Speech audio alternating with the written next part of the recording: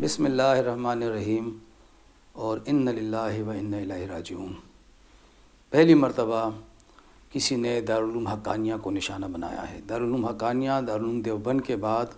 جو سب سے زیادہ معتبر اس خطے میں دارالعلوم ہے وہ دارالعلوم حقانیہ ہے، اور اس حملے کے نتیجے میں جو ایک خودکش حملہ ہے، دارالعلوم کے نائب محتمم دفاع پاکستان کونسل کے چیئرمین اور جمعیت علماء اسلام سمیع الحق گروپ کے مرکزی امیر مولانا حامد الحق حقانی بمائے اپنے کئی ساتھیوں کے شہید ہو چکے ہیں۔ ناظرین، یہ دھماکہ ایسے وقت میں ہوا ہے کہ جب نماز جمعہ کا وقت تھا۔ جمعہ کی نماز کے بعد جب دعا ہوئی اجتماعی اور لوگ مسجد سے نکلنے لگے تو مولانا حامد الحق کے رہائش گاہ کی طرف جو دروازہ بنا ہوا ہے، وہ جو ہی اس دروازے کے پاس پہنچے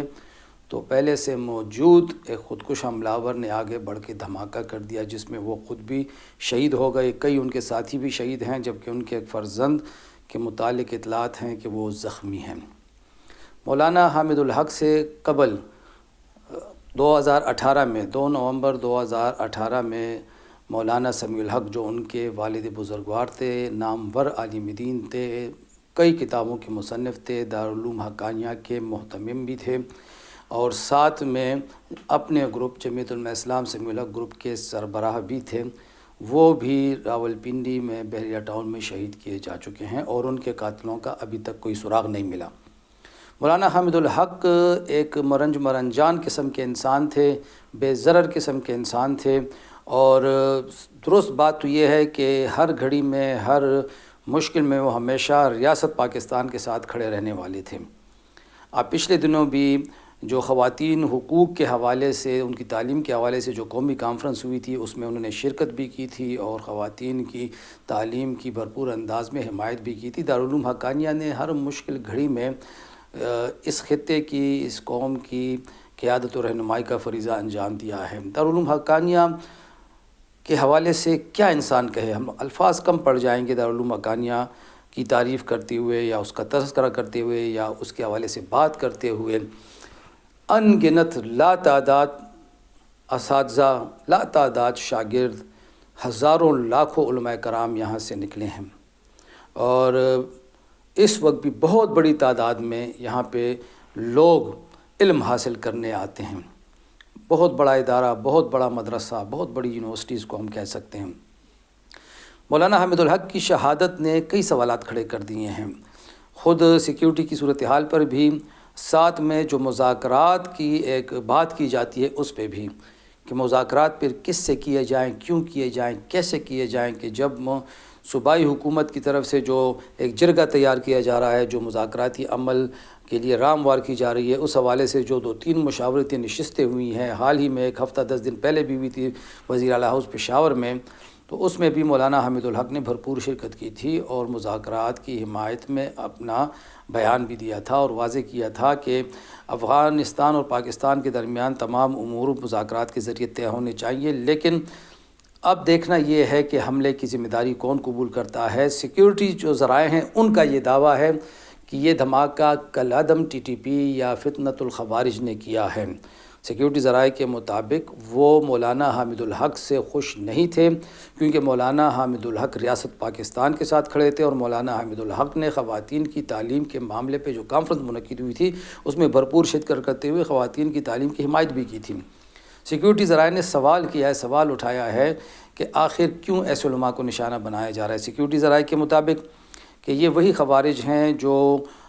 کسی زمانے میں صحابہ کرام کو نشانہ بنایا کرتے تھے اور اب مساجد میں علماء کرام کو نشانہ بناتے ہیں۔ اگر واقعی یہ حملہ، یہ دھماکہ ٹی ٹی پی کا کام ہے تو اس سلسلے میں پھر افغان طالبان کو بھی، ساتھ میں کالعدم ٹی ٹی پی کو بھی پھر اپنی پوزیشن واضح کرنی ہوگی کہ مسجد میں ایک عالم دین کو نشانہ بنانا یہ کون سا اسلام ہے اور کس اسلام کی خدمت ہے۔ بہرحال مولانا حامد الحق شہید ہو چکے ہیں۔ والد صاحب کی شہادت کے بعد انہیں بھی شہادت کا مرتبہ مل چکا ہے، اللہ پاک ان کے درجات بلند کرے۔ علماء دیوبند کی قربانیوں کا ایک طویل سلسلہ ہے جو 1857 سے لے کے اب تک چلا آ رہا ہے،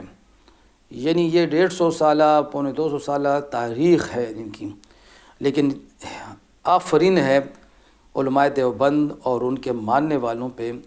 کہ کبھی بھی تشدد کا راستہ اختیار نہیں کیا۔ مولانا سمیع الحق کی شہادت ہو، مولانا حامد الحق کی شہادت ہو، یا اس سے قبل کئی جید علماء کرام جن میں مولانا سنجام کا نام مجھے ضرور یاد آ رہا ہے، ان کی شہادت ہو، کبھی بھی یہاں کے لوگوں نے، پاکستان کے لوگوں نے، علماء دیوبند کے ماننے والوں نے، دیوبند مکتب فکر نے کبھی بھی قانون ہاتھ میں نہیں لیا، کبھی بھی تشدد کا راستہ اختیار نہیں کیا۔ آفرین ہے ان کے کارکنوں پہ، آفرین ہے ان کے ماننے والوں پہ، اور یہ رویہ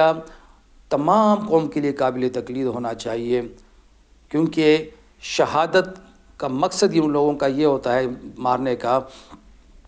انتشار پیدا ہو، اشتعال پیدا ہو، حالات خراب ہوں۔ مولانا حامد الحق بھی اپنے اصل منزل کی طرف روانہ ہو چکے ہیں۔ خوش قسمت انسان تھے کہ مسجد سے نکلتے وقت باوضو تھے اور مسجد کی دہلیز پہ شہید ہوئے ہیں۔ لیکن اب سوال یہ پیدا ہوتا ہے کہ صوبائی حکومت کی سیکیورٹی کہاں ہے، صوبائی حکومت کے معاملات کہاں ہیں، CTD کہاں ہے، پولیس کہاں ہے؟ خودکش حملہ آور کا یہاں تک آنا یہ بھی کئی سوالات کو جنم دیتا ہے۔ کئی سوالات ہیں ذہنوں میں ابھر رہے ہیں، جو آنے والے دنوں میں اور کی سوالات سامنے آئیں گے، اور جتنا جلد ان سوالات کا جواب مل جائے تو حالات بہتر ہونے کی امید رکھی جا سکتی ہے۔ بصورت دیگر بہت سی قربانی کے لیے تیار رہنا پڑے گا۔ اللہ کرے کہ امن کے دشمنوں کو شکست ہو۔ خدا حافظ۔